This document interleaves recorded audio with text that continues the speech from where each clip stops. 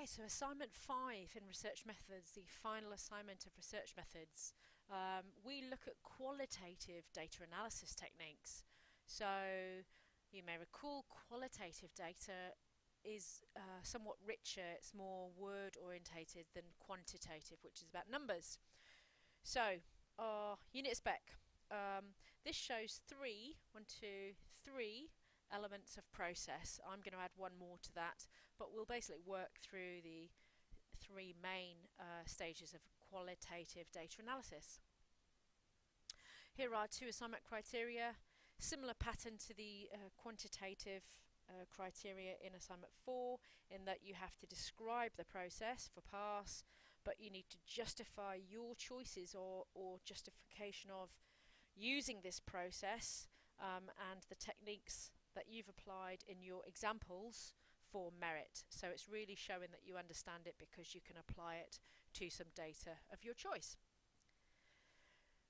Similar sort of scenario, but this time rather than collecting fitness data, numerical data, you have been asked to explore the prevalence of eating disorders in young female gymnasts. So for this, in order to gain this information, you're going to carry out some qualitative research and see what rich data you can gather regarding this topic. So, the stages of qualitative data analysis. This is the one that I've added, preparation of data, but we'll talk about that in a moment. And then we've got the three main stages that you need to be able to write about: data reduction, displaying data, and verifying data. So we'll work through those now.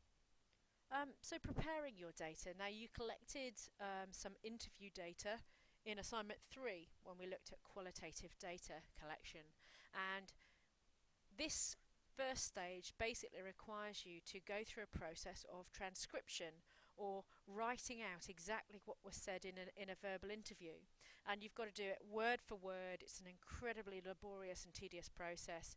You should have recorded your interviews and you'll sit at the computer writing down what was said word for word by each person involved in the interview.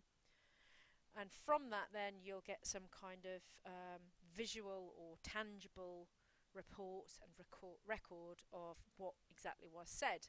Now this could be pages and pages and pages, and some of this might be less important or less valuable than other bits.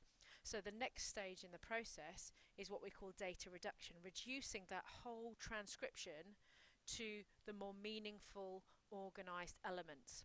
Now again, remember for the qualitative data, you start with your data collection, you start with a very broad idea, you observe behaviours, or you do your interviews, and from the content of that you then determine any patterns that might emerge, any similarities in things that people have said, or any themes that might come out.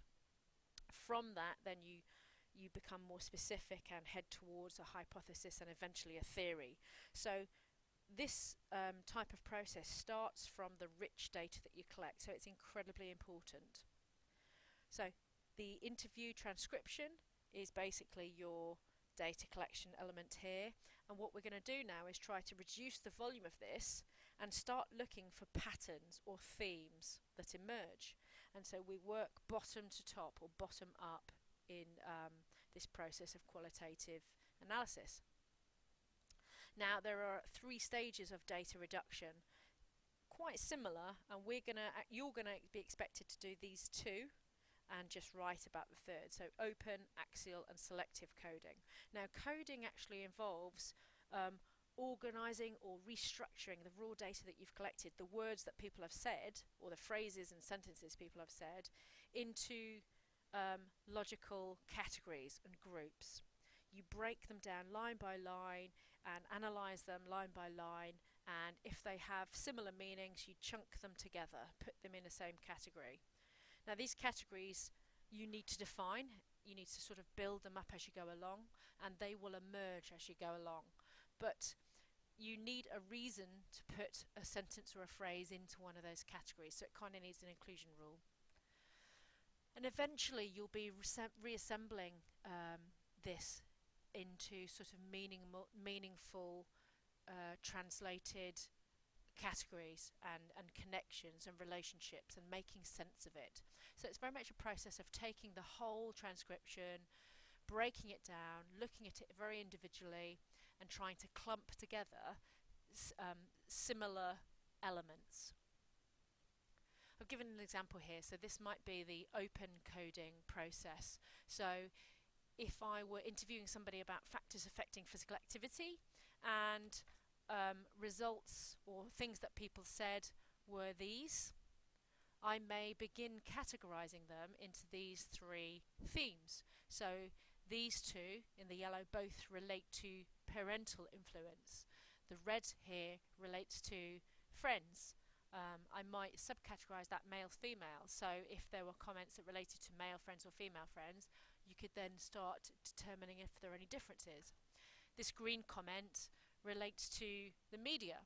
So I would put it in the media category, and I'd go through every interview I did, and I would see if I could fit things into these categories. If there were other themes that emerged, I would add them. So you very much build it as you go along, based on the starting point of the interview transcription.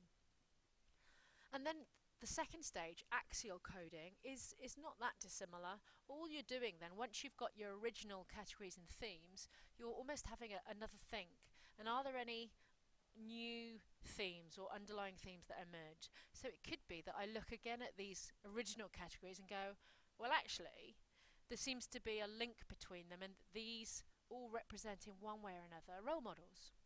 So this would be axial coding, developing or redeveloping or looking further at the possible themes that emerge from the transcription from the raw data.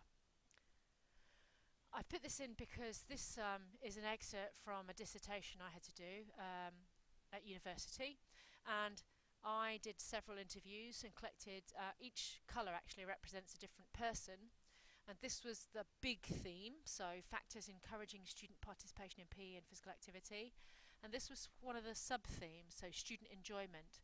So these comments all relate to student enjoyment and participation, and I obviously had several other sub-themes. So this just shows really, perhaps if you interview more than one person, colour coding the people is quite helpful. This is the sort of overview summary of my dissertation. So this was the big theme, and these were all the sub-themes, this one I showed you in the previous slide. So you can see it can be quite vast and quite complex. This whole process actually of breaking down the raw material into themes and sort of general themes and sub-themes is called hierarchical analysis. So again, that's something that you might use in the process of your either this assignment or your research project. We don't have access to it, but there is some software that you can use which does this job for you. So you put in the themes or the keywords or the key phrases that you want it to seek out and look for, and it will automatically go through any document and categorize phrases or words or sentences into groups for you, which sounds absolutely amazing, and if it cuts down on time, then that's great. And these are the names of the software packages. I don't know why it's called Nudist, I'm sure it's not rude. But so just be mindful and maybe talk about the fact that you can have it done automatically in the form of software, but we unfortunately don't have access to that. The next stage then is data presentation. So we've organised and we've begun to make sense of our data, and now we need to find a suitable means to present it. And remember, in results, you present the data, you don't discuss it. So this involves how can I best show the data to make it accessible and make it easier for my readers to understand the connections. And there are some rules you must abide by when you're putting in data, of course, as we've discussed in previous videos. They must be titled, they must be referenced. If you've got it from somewhere else, you must source or cite the source, and think about presentation, because it does really matter. So, different types of displaying data for qualitative data. You might choose to use a network diagram.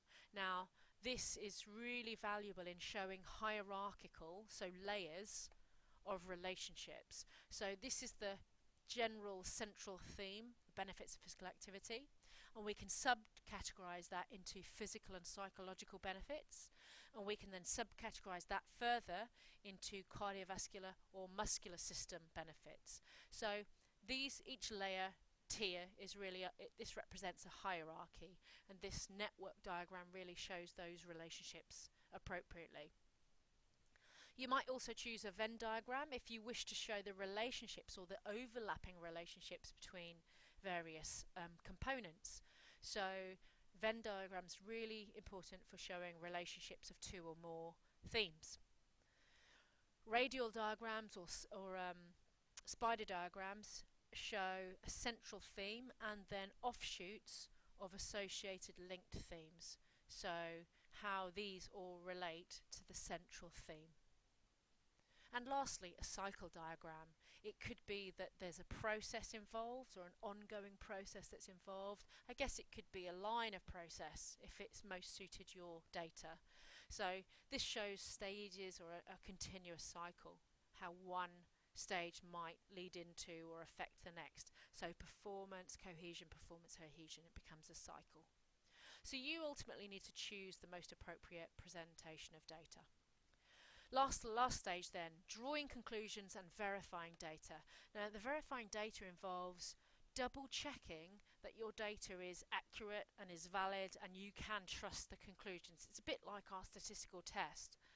So the two ways you might do this is one is called triangulation now, and the other is called member checking. Now triangulation actually involves carrying out more than one type of data collection or data analysis, and if you find that you get a certain set of results with an interview and you do observation and you get a similar set of results, then the chances are that those results are more reliable, more credible than if you had a certain set of results with an interview and found out something or saw something totally different with an observation. So basically, using different data collection methods to double check each other is what we call triangulation. So multiple methods getting the same conclusions suggests there's a greater likelihood of it being true and being accurate and being trustworthy. The second method of verifying data is called member checking.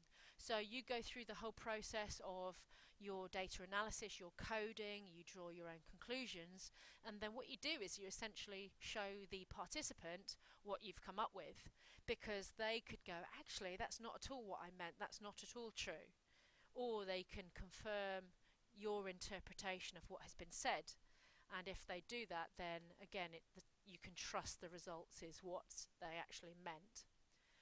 So describing and doing this process is pass, but being able to justify and explain why it's so important to use or have the choices that you've made in terms of your example will get you merit.